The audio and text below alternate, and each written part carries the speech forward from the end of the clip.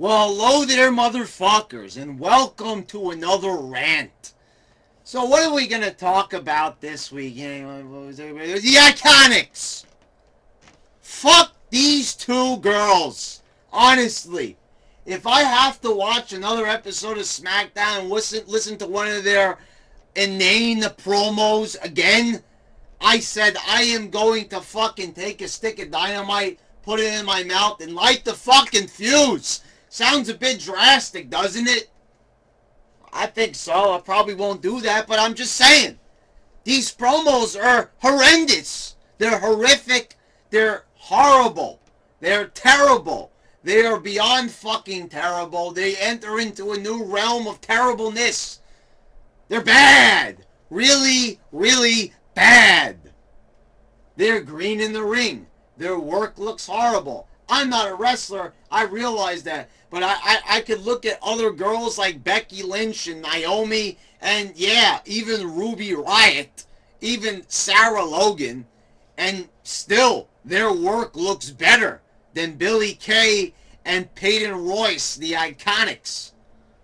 But I don't care about their in-ring work because mostly what they're known for is, well, they actually try to play them off as being good wrestlers. There's people on here that, they know that they're hot. There's a lot of people out here that like to just pretend. Oh, I respect so much women so much that I'm not going to say that they're hot. I respect their ability. Okay, well, you do what you want, but still they think that they're hot. So, and I'll say that they are. And the fans put them over for it. And there's two distinct things: being a good talent and another thing of being attractive. They're trying to sell these girls in a period where we're not supposed to look at them for their looks. We're supposed to just appreciate their athleticism or lack thereof.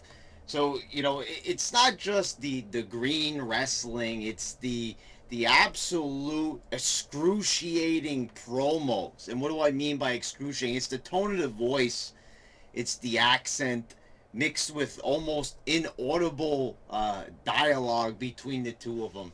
They're supposed to be like two Australian Valley girls.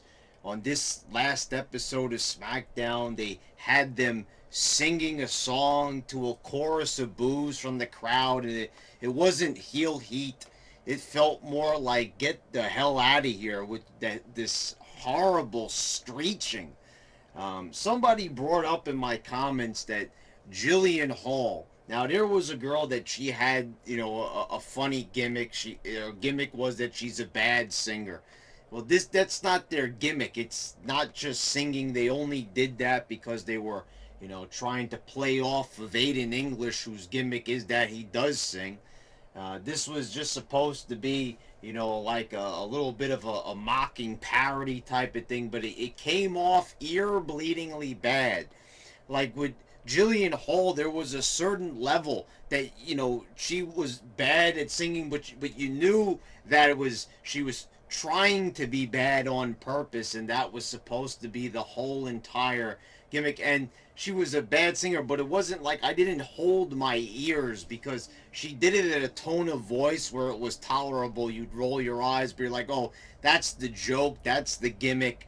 We're all in on the joke. She's a bad singer, and it made for a few, not really, belly busting laughs, but it was humorous to a point.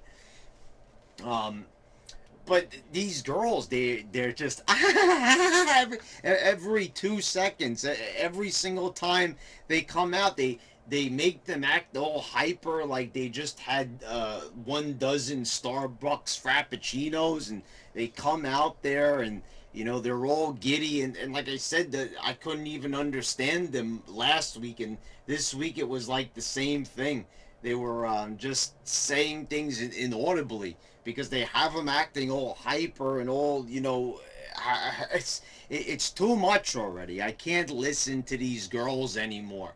You have nothing going for them. I mean, if this is supposed to be an era when we're not looking at them for their looks, the talent's not there, the promo sure as hell is not there, there's nothing here. I mean, they're supposed to be annoying. They're not even behind these girls. I mean, they already had one of them losing to Lana, who never won a match. So obviously they don't have a big stock in them. What is the point of having them there on the roster? And they feature them pretty prominently. They make sure that they're there. It's really funny. Last episode of SmackDown, yesterday, you don't even have Asuka. You don't even have this big star, the Empress of Tomorrow, was supposedly one of the greatest women's wrestlers, or at least one of the greatest Japanese stars, right?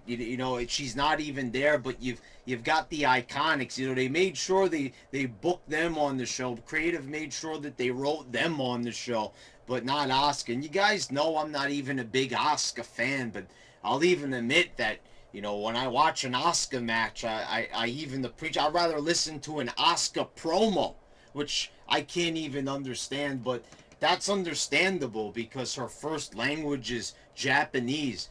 These girls, they're from Australia. Their first language is English, and I can't even understand what they're saying. It's due to the way that they have them cut these promos in that super giddy voice.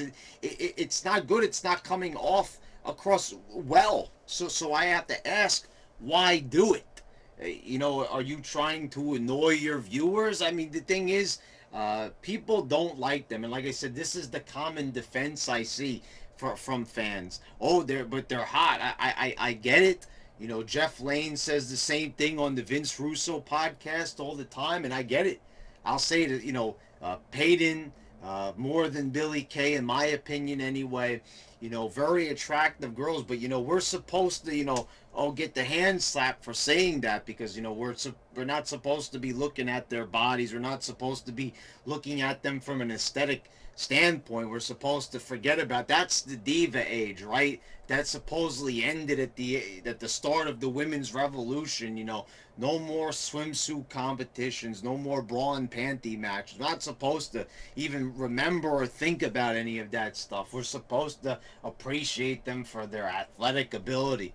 So, once you take away that argument right there, we're not supposed to be viewing them based on those credentials. You have zip, you've got nothing there, to defend these girls, and they're putting them out there. These girls, they're NXT, people got to realize, is still a developmental territory. Even though they have, takeover events, then, they're touring and stuff, that doesn't mean that they're big league material. And there's a reason why they're in NXT, and, and you've got another separate roster that's, part of the regular WWE Raw SmackDown roster, because they view them as ready. But I don't even know anymore. These girls are. I remember when people used to come up from OVW, they were always ready. CM Punk, Batista, John Cena. These guys were killing it in OVW. They brought them up to the main roster, and they might have not have been stars overnight. Batista had to be a deacon before he could get to Evolution. Cena had to mess around, for like about a year until he found his footing. But pretty much it didn't take long for these stars to really get over.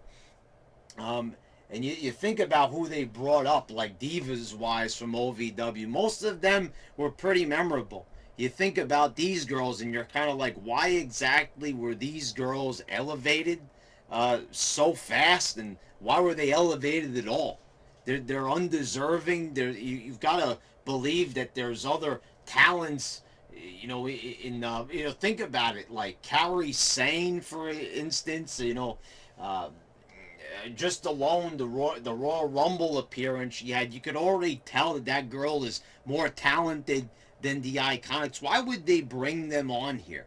Okay, Triple H says if you're not getting over in NXT, you'll get over on the main roster. Well, these girls were pretty over, I think, in NXT. It seems like the marks really like them for whatever reason, because they're indie material.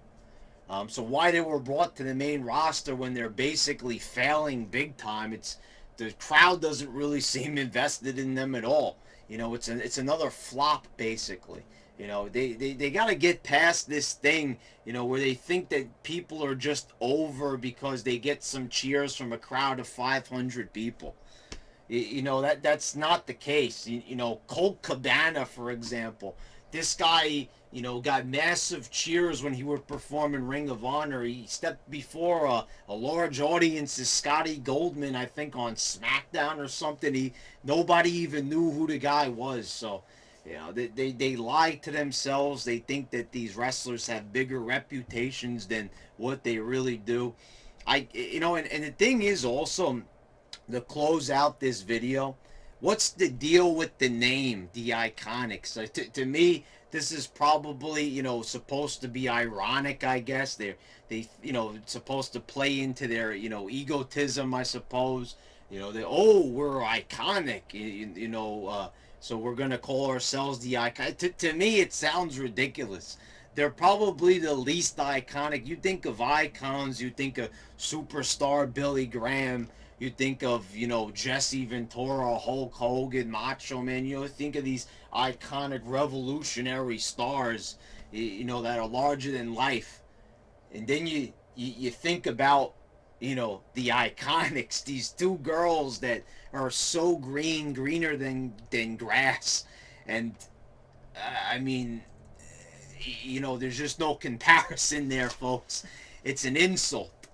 It's a damn insult. I mean, and it's insulting to our intelligence that we're supposed to perceive these girls as stars.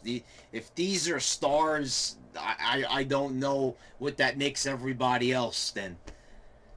So there you go, folks. Those are my thoughts on the Iconics. This team is terrible. It's awful. I don't know how, you know, for the purpose of the SmackDown review, how I'm supposed to sit there and watch this garbage. My ears want to pop off the sides of my head every single time I hear them open their mouths. I don't know why they're there. I don't know why they were promoted to the main roster, why they're allowed to make more money for basically sucking, for being horrible. I mean, you know, at the end of the day, I don't blame the Iconics. If I were in our position, I'd be like, hey, yeah, I'll go to the main roster. I'm here to make more money. And I'm sure they're doing the best they can under the circumstances. You know, it's just at the end of the day, it's creative and McMahon. And Triple H, whatever, you know, whoever's fault this is, for giving them the opportunity. That's at the end of the day who, you know, who gets the blame. I'm not going to blame these wrestlers for, you know, trying to provide for themselves or their families or anything. If they're given the opportunity, any one of you would do the same thing. So, you know, the thing is, though, creatively, from a character standpoint, this is downright horrendous, and I put the blame, as I always do, on creative. You guys are fucking terrible. You're horrible, and the fact that you'd even put these girls on TV is just a slap once again in the face to everybody who watches this show. You're telling us, oh, you'll watch shit just if we put it out there. Who the fuck cares? You know, well, I think a lot of people do care. That's why your viewership is always falling and will continue to fall, because you're giving us these amateurs. And I think about it. How can a company that gave us Trish Stratus, gave us Lita, you watch the Women's Royal Rumble, you got a flood of memories coming back to you. All these charismatic women, Sable, you name it. All these girls, and then you've got these two amateurs. You know, you think about it, you know, who they hired in the past, and then who they hire now. And, you know, you look at like Charlotte and everybody. I said, and even Asuka, you know, you could tell that these girls have something to them at least. You know, I don't know, guys. Anyway, it's the end of the rant. They should put these girls back in NXT, whatever it takes. But, you know, that's probably not going to happen. All we know, one of them will probably end up as women's champ one day. Anyway, guys, this has been your YWC champ, and I'm signing out.